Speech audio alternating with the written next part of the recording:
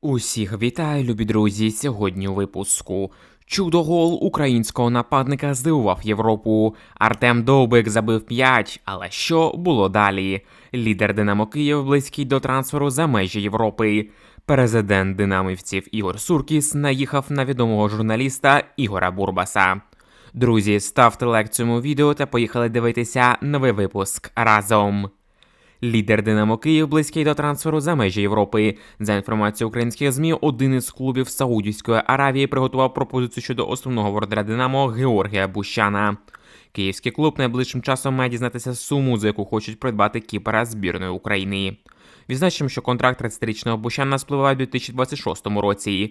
Георгій останні сезони є першим номером команди, а наставник Олександр Шовковський на цей час не має для нього повноцінної заміни. Руслан Нещерет періодично отримував шанси, проте відзначився низкою результативних помилок. Втім, у юнацькій команді є перспективний В'ячеслав Суркіс, онук власників клубів братів Суркісів. Хоча, на нашу думку, Суркіс на даний момент ще не готовий бути основним кіпером Динамо Київ.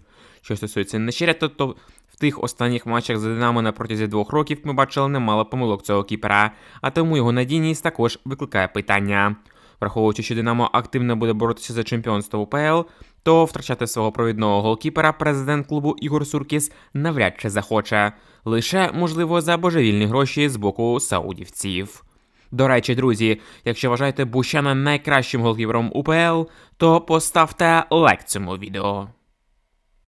Олександр Зінченко нарешті знайшов новий клуб, де на нього будуть розраховувати. 27-річний фулбек Арсенала Олександр Зінченко може залишити лондонський Арсенал. Великий інтерес до Зінченка виявляє Дортмундська Борусія. Особисто у трансфері українця зацікавлений наставник Борусії Нурі Шахін, який хоче використовувати його не тільки як лівого захисника, а активно загравати і у півзахисті.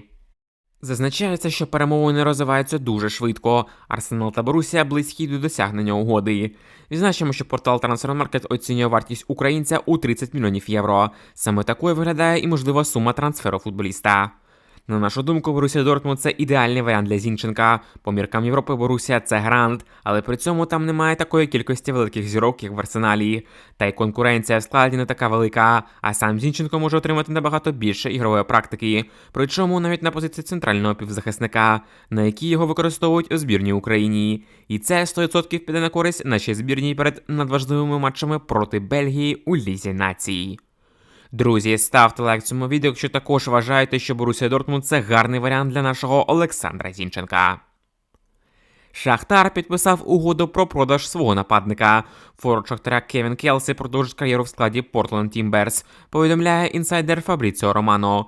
З даними джерела, клуби вже підписали угоду щодо трансферу 20-річного венесуельця за $6 мільйонів. Була інформація, що Келсі цікавилася Парма, але пропозиція італійців не влаштувала Шахтар. Нагадаємо, гірники купили гравця у січні 23-го року за $1 мільйон з Мінерос де Гваяна. Минулий рік Келсі провів в оренді за Циннаті за $1 мільйон. В його активі 6 голів у 25 матчах. Таким чином, чистий прибуток від трансферу Келсі становить $6 мільйонів. І саме з точки зору фінансів Шахтар взагалі нічого не втратив, відпустивши Келсі в США. Однак, з ігрової точки зору, на нашу думку, Келсі більш сильніший нападник за наявних в складі Шахтаря Трауре та Сікана. Втім, можливо, сам футболіст просто не хоче грати в Україні, або ж головний наставник Шахтаря Марино Пушич не бачить його в команді.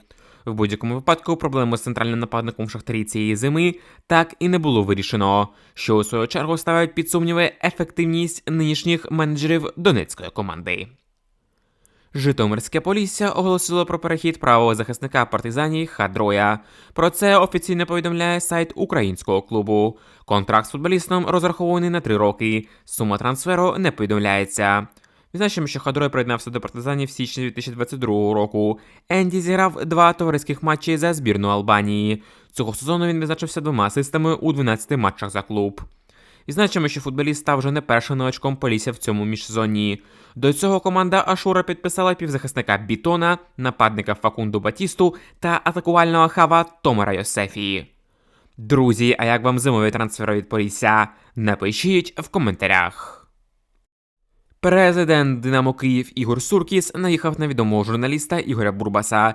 Цитуємо власника киян.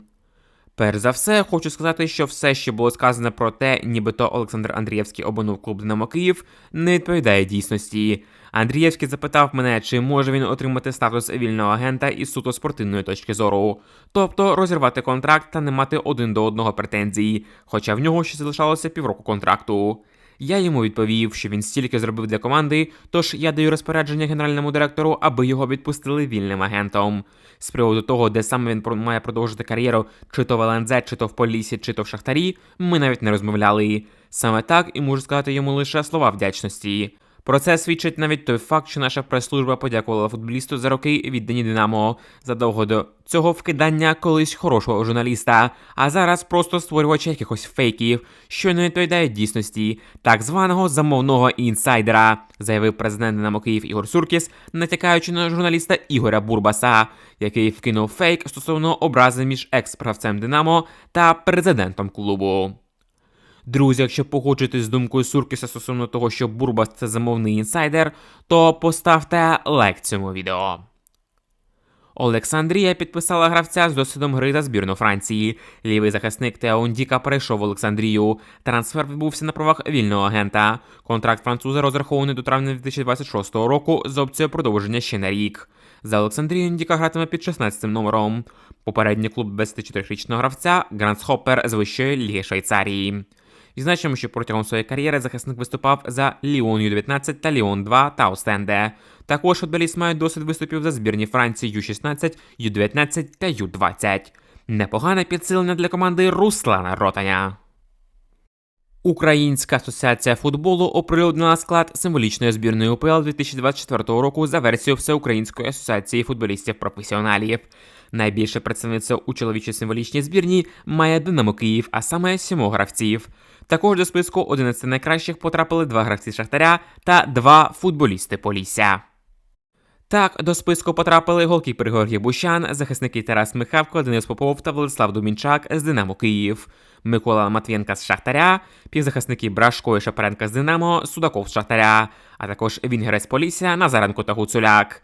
І нападник «Динамо Київ», найкращий бомбардир УПЛ Владислав Ванат.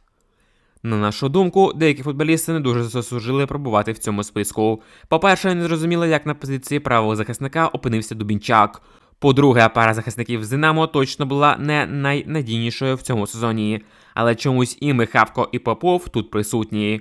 По-третє, той самий Судаков практично нічого не показав в минулому році. Особливо в УПЛ, де він часто пішки проходив по полю. На жаль, це стосується не тільки Судакова, але й іншої нашої так званої зірки Миколи Шапаренка. Друзі, чи погоджуєтесь ви з такою символічною збірною? Напишіть в коментарях під цим відео. Стало відомо, чому фанати Роми не задоволені українським нападником Артемом Довбиком, навіть попри його останній гол у ворота Болонії. Італійський журналіст Давіде Фіданза розповів, чому болівальники Роми не задоволені українським нападником їхньої команди Артемом Довбиком. Цитуємо журналіста. Довбик уже зрівнявся з показником результативності Джеко у його перший рік у клубі. Та й досі він не пробився в серця болівальників, які звинувачують його у відсутності спортивної злості. Але я вважаю, що холоднокровність, з якою він виконував пенальті у ворота Болонії, доводить протилежне, сказав Фіданза в ефірі Радіо Романіста. Нагадаємо, матч між Болонією та Ромою завершився з рахунком 2-2. Довбик врятував свою команду від поразки, реалізувавши пенальті у компенсований до другого тайму час. Ну і наостанок, друзі, завершимо випуск позитивною новиною. Нападник збірної України Роман Яремчук забив чудо-гол російському голкіперу поміж ніг у матчі чемпіонату Греції по футболу. Форвард Олімпіакоса Роман Яремчук зрівняв рахунок у виїзному матчі 1/4 фіналу Кубка Греції з Панатіакосом. 29-річний українець вийшов на поле з лави запасних на 73-й хвилині та через 2 хвилини відправив м'яч у сітку воріт суперника. Захищав ворота Панатіакоса у цій грі росіянин Юрій Лодигін. Для Яремчука це другий гол у поточному сезоні за 14 матчів за клуб. Просто подивіться, як гарно розібрався наш футболіст. Браво, Романе! Так тримати! Друзі, якщо вам також сподобався гол Яремчука в ворота росіянина, то поставте лайк цьому відео, а також не забудьте підписатися на канал Football Days і залишити свій коментар. До нових зустрічей в ефірі. Бережіть себе та Україну!